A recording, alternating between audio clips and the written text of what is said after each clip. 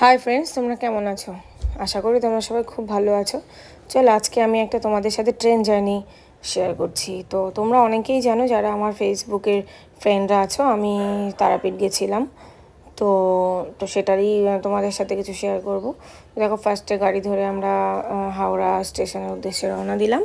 তো ওই দিন তো প্রচণ্ড বৃষ্টি হচ্ছিল, আর মা ফ্লাইওভারে এতটা জ্যাম হচ্ছিল যে আমি হয়তো ভেবেইছিলাম ট্রেনটা মিস করে যাব। যাই হোক, মা তারা ডাকলে সেখান থেকে কি আর কেউ ফেরাতে পারে? তো এরকমই হয়েছিল আমার সাথে। মানে আমাদের ট্রেন ছিল 3:25-এ, আর 2:30 তখনও আমরা মা ফ্লাইওভারে আটকে আছি। তো অবশেষে আমরা ট্রেনটা ধরতে পেরেছি। প্রায় 10 মিনিট বাকি, তখন আমরা প্ল্যাটফর্মে এসে পৌঁছেছি। যাই হোক, এটা হচ্ছে আমাদের ট্রেন দেখো, আর আমাদের কামরা ছিল এসি কামরা। তো এখানে আমরা আমাদের সিটগুলো দেখে নাও।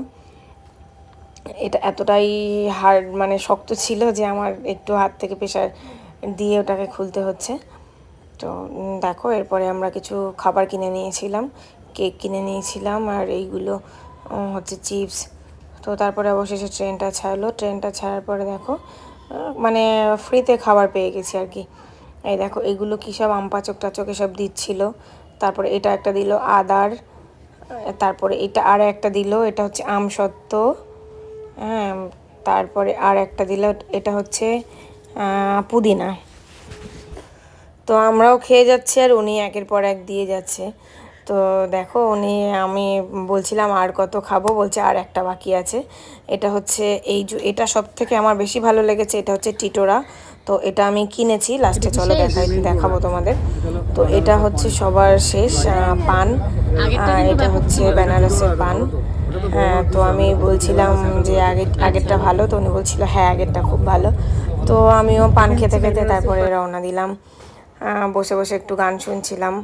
তো বৃষ্টি, বাইরে ওয়েদারটা খুব ভালো ছিল।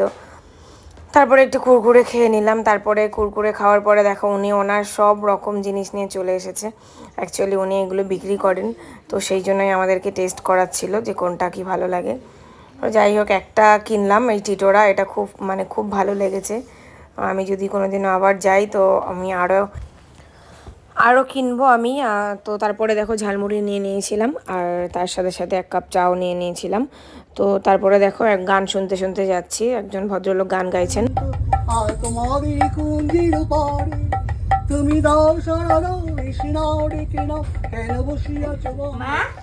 আর যারাই গান গাইছিল, আমার বাবা তাদেরকে 10 টাকা করে দিচ্ছিল।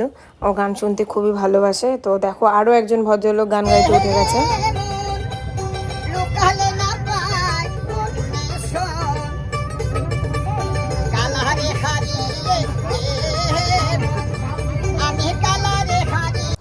তারপর পাপা এনাকেও একটু টাকা দিয়ে দিল। তো সবাই আশীর্বাদ করছে, টাকাটা অত বড় কথা না, সবাই আমার বাবাকে আশীর্বাদ করছে। আরও একজন উঠেছিল, মোট 3-4 জন উঠেছিল, সবাই আমার পাপার সামনে গান গাইছিল, আর পাপা সবাইকেই 10 টাকা করে দিচ্ছিল। তো ওইদিকে দেখো, আমার একা একা নিজের মতো করেই খেলতে খেলতে যাচ্ছে। ও একটু একা খেলতে ভালোবাসে। আবার লোকজন হলেও অসুবিধা নেই, সবটাই ও অ্যাডজাস্ট করতে পারে আমার মতো আর কি। জল খাচ্ছে, আমি ওর সঙ্গে ওর একটু পেছনে লাগছিলাম। তো তারপরে দেখো, আমাদের ট্রেনটা চলে এসছে রামপুরহাটে। এখান থেকে একটা ট্রেকার করে আমরা তারাপীঠ যাব। আর আগে থেকে আমাদের হোটেল বুক করা ছিল, আর নেমে দেখি এখানে প্রচণ্ড বৃষ্টি হচ্ছে, আর আমরা একটাও ছাতা নিয়ে যাইনি। আমাদের এটাই হচ্ছে সব থেকে বড় ভুল, আমাদের বাড়ি থেকে একটা ছাতা নিয়ে বেরোনো উচিত ছিল। যাই হোক, ভুল যখন করেই ফেলেছি, মাসুম তো গুনতেই হবে। আর আমরা তারপরে টোটোতে বসে হোটেলের উদ্দেশ্যে রওনা দিলাম। হোটেলে পৌঁছে গেছি, আর হোটেলে পৌঁছেই আমরা বাইরে বেরিয়ে পড়েছিলাম ড্রেস চেঞ্জ না করেই, বাইরে থেকে খাবার আনতে। তো বাইরে থেকে খাবার এনে আজকে আমরা হোটেলের রুমে বসেই খেয়েছি, কারণ কি রাত্রে আর বৃষ্টির মধ্যে বাইরে বেরোলাম না।